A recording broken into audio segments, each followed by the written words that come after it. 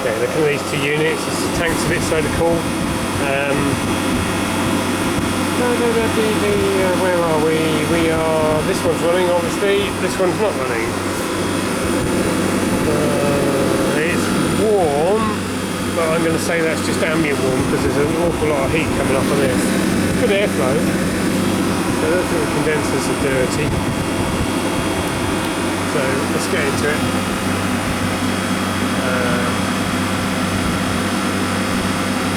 Pop the cover off of there probably first is easiest.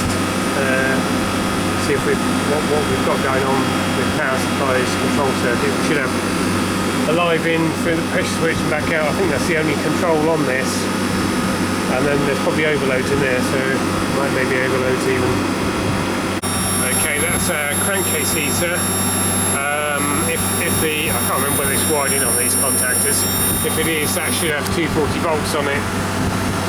That should be on when the compressor's off, so that is a neutral. That is one side of the control circuit, that's dead. That's the other side of the control circuit, that's dead. So we appear to have no power coming in. So next thing, we'll pop the lid off of here and see what we've got coming in power wise. Then it's off of this, which they might be rewirable fuses in there.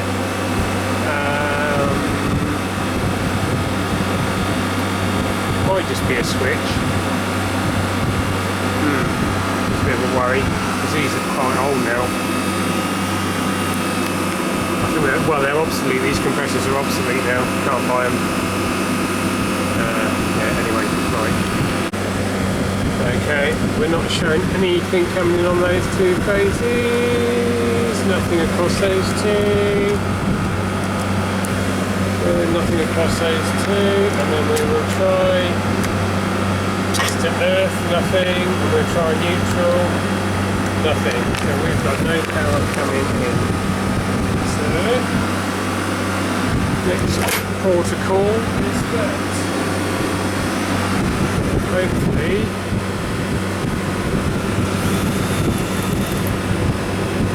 it's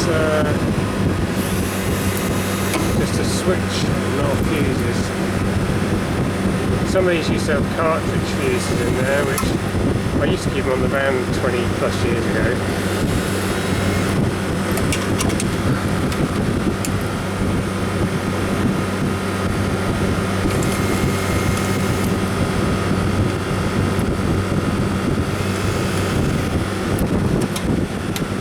It's just a switch.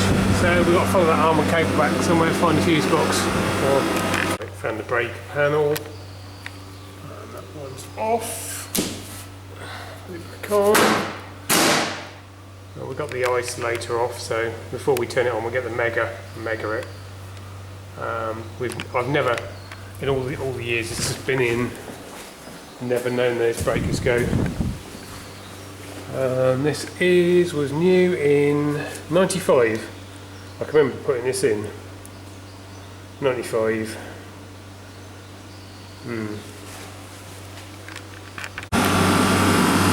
Okay, got the mega out.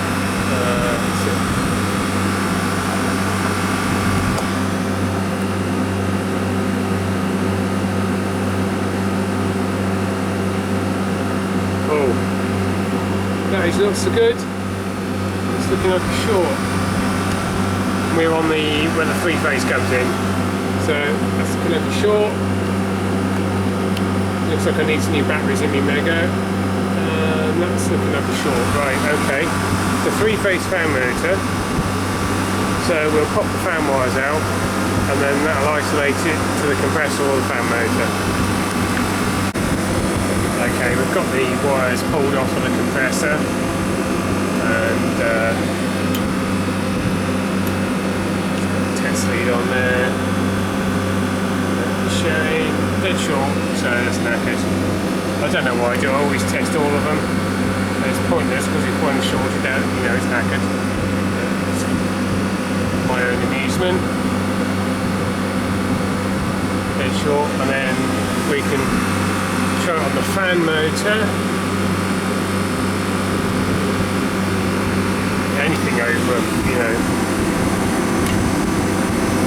should run just about, if it is even probably 1 mega ohm it would run.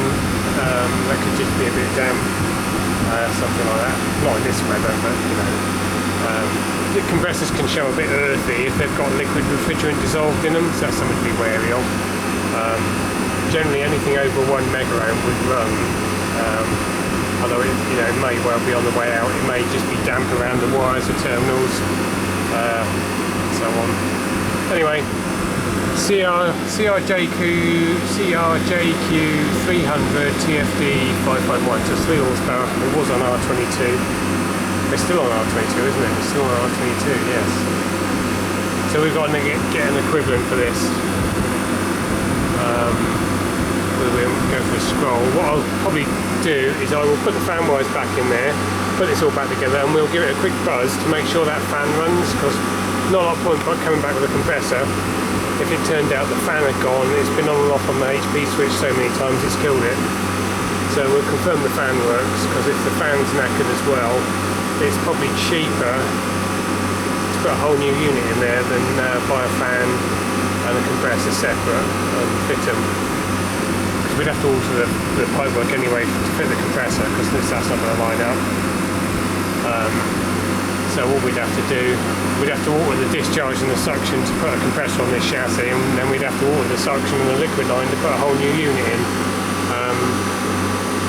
So it's actually easier, probably quicker labour-wise, to change the whole thing than it is to bugger about swapping the 2 parts. But anyway, enough wittering. Right, moment of truth. Yeah, fan runs. Nice and quiet.